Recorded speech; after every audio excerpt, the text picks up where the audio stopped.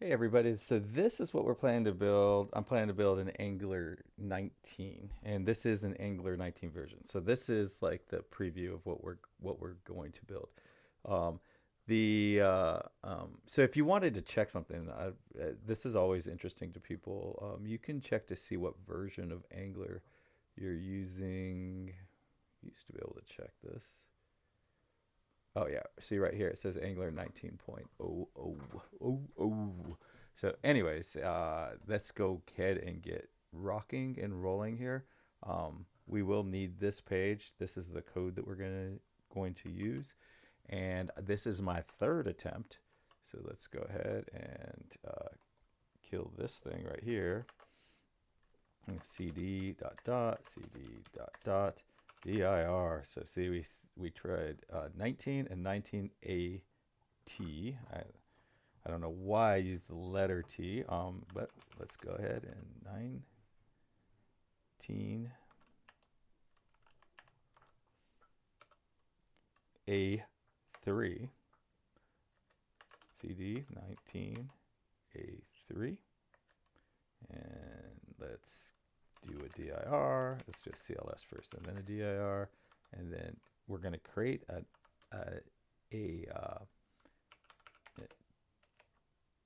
dash y. We're going to create an npm project. So then I'm going to go into that. I'm going to type in code dot, which will launch my Visual Studio Code. That works most of the time for most people, because when you install Visual Studio, it updates your system so that it recognizes that. So we have our package. Okay, so I'm going to create a script in here. This is just how I do it. There's other ways to do it. I'm going to call this install. I'm going to create a script called install ng, and then I'm going to say npm install at angular /CLI. So now that's how you install the Angular CLI on your machine, or that's how I install the Angular CLI and my machine that's going to be used for this specific project. Okay, so npm run install ng. So this takes a minute.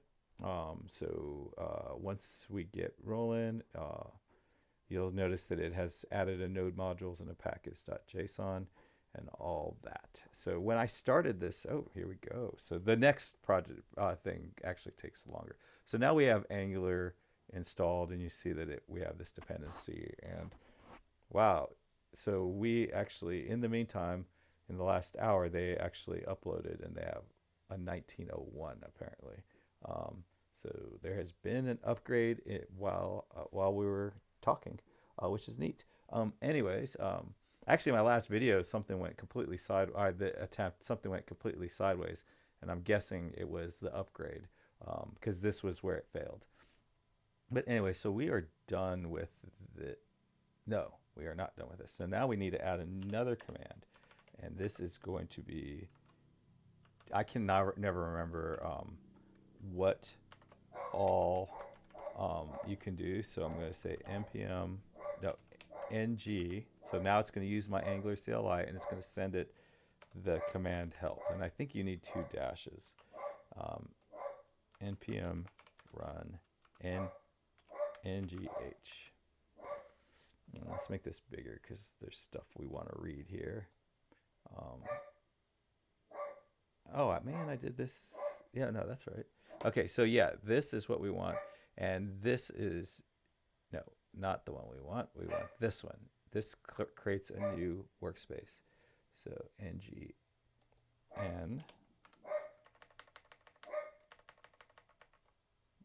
new, yeah, 3-19. Well, that's what we'll name it. Okay, so I'm going to save that, and I'm going to type in npm run ngn. Oh, we forgot to hit play. So I should definitely make it this time. Okay, so I want the Sass. Um, these are the choices of how you want that to do styles. I've every project I've ever worked on, it's been this, and I like it. Do not want static side generation. I've always had a problem interacting with the document. They may have fixed that since then. Maybe I'll give it that a try at some point, but right now I am not that worried about it. So this takes a minute. And what's happening is it's building our application for us. And we actually have a new directory called 319. Since I do have a minute, I do want to mention that I was watching my Angular 18 video and I saw I got an ad, which, whatever. I don't get anything for ads. If someone has less than 500 subscribers, they can't even sign up to get money for ads. But I got an ad, but the only thing that really, and the ad was okay, right? It was about like wood puzzles or something. But the only thing that really bothered me is it showed them as a sponsor, and I think it implied that it was sponsoring me or my video, and that's not true. Um, but it's okay because it was just like um, it was just my stuff. I mean, it's nothing bad or something that I disagree with or whatever. That I would hate for it to say that I was sponsoring something I disagreed with. But anyways, so just so you know, so I'm going to cd over into there and I'm going to type in code again, and that's going to launch another Visual Studio Code.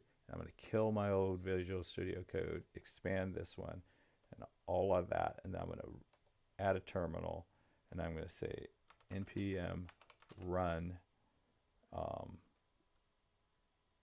No, yeah, npm start. And what that will do is that will launch a browser for me. I'm going to tell it to take 2/3 of the screen, and then I'm going to give 2/3 of the screen to, well, let's do this. It's 4200, and it's kind of a mistake to do it that way.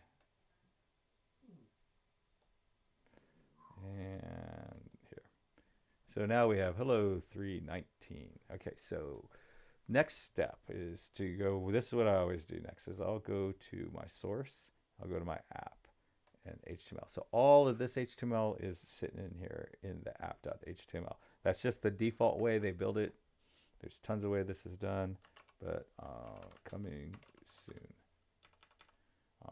But basically it creates an application, an app component, and that one sits at the top, and that's by default, that shows everything that way. So now the next step, we want to install Three.js. You have to install Three.js. That's just something you just have to remember to do. So I'm going to say npm install 3. Now if you go to the Three.js site, they actually give you the command, and you can even hit this little thing and copy it and all that, and then we're going to run this code. That's the code we want. So anyways, here we go. This should not take too long.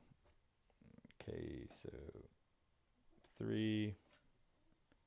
It's always interesting to see what version you end up with. Okay, so we got 3, so now we can look at our package and we can see that we are installing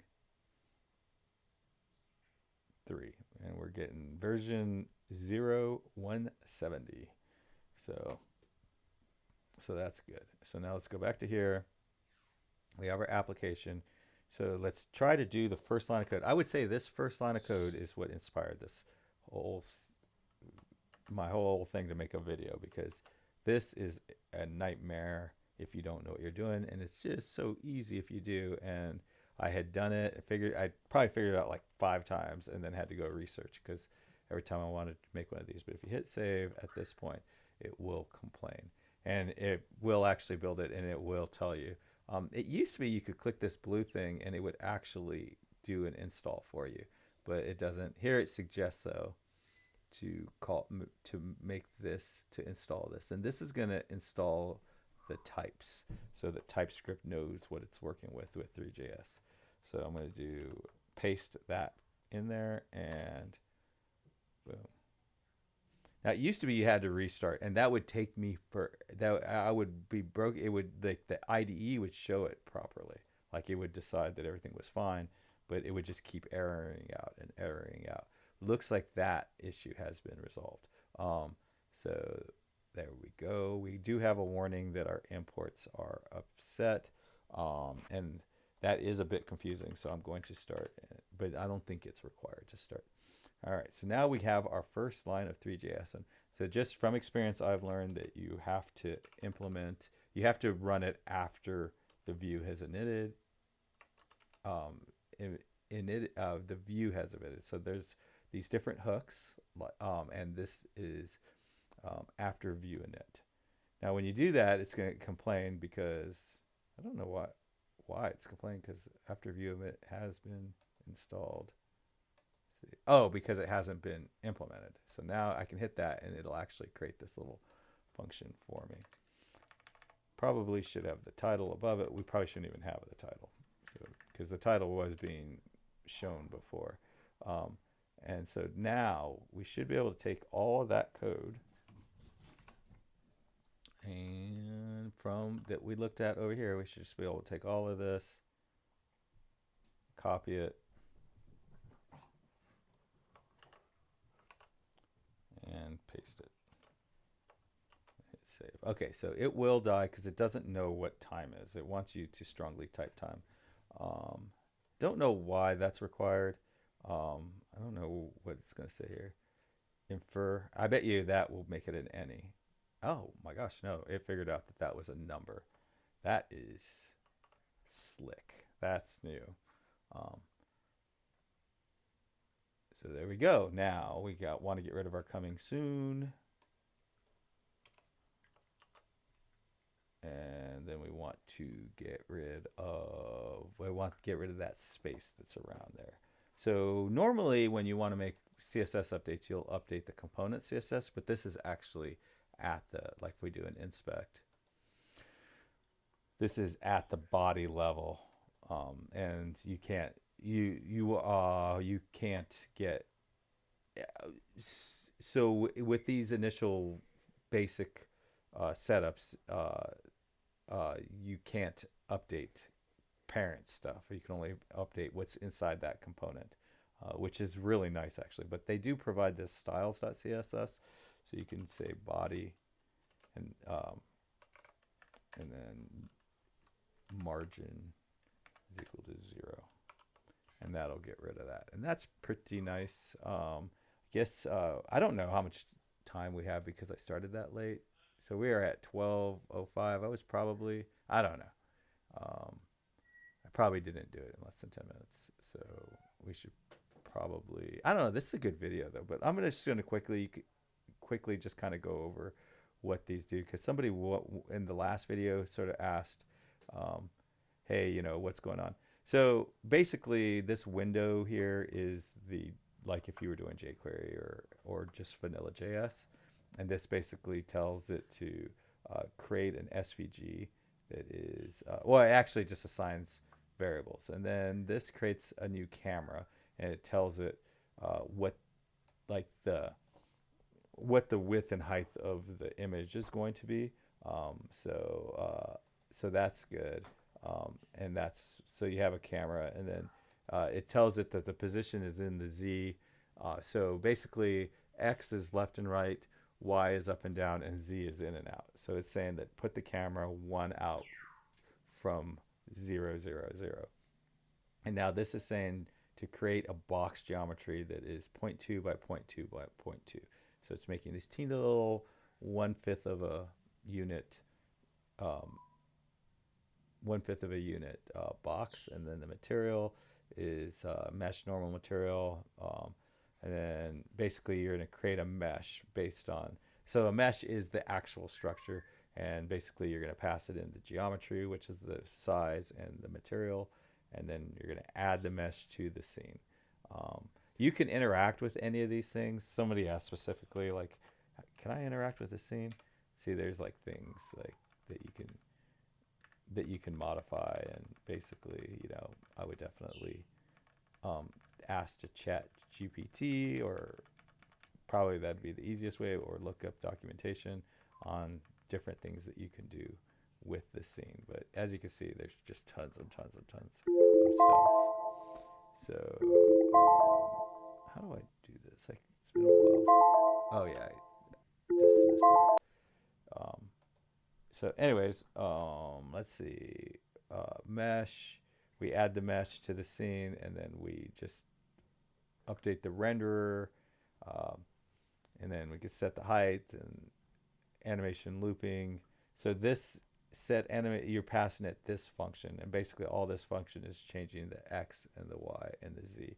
It's changing the x to go faster, like every or to rotate on a larger every time that it runs. Basically, it's going to run. It's going to attempt to run 60 times a second.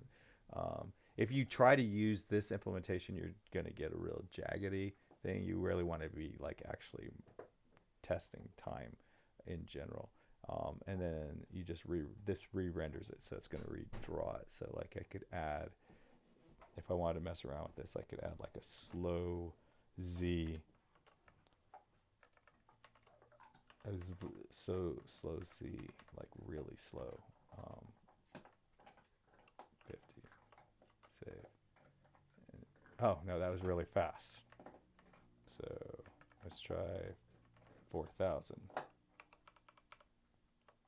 Save.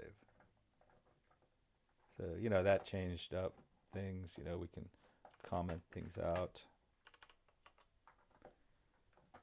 And now all we have is it rotating around the x-axis. So I did build it out. I think it was probably right at 10 minutes or maybe a little bit less than 10 minutes. So I think that's okay. Anyways, happy coding, everybody. Bye.